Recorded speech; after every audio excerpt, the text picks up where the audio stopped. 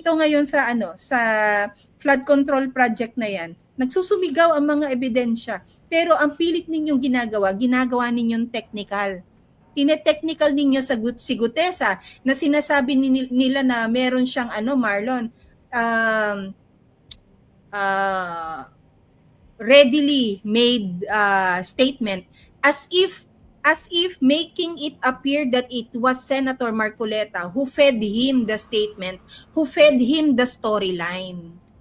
Meron pa nga sinabi rin ng company Senator Dante na talagang pati yung CCTV camera kung saan nag-meeting sila Sergeant Gutesa saka Senator Dante, talagang pinahanap pa para lamang makita kung totoo, nagsasabi ba ng totoo ang Senator Dante Marcoleta.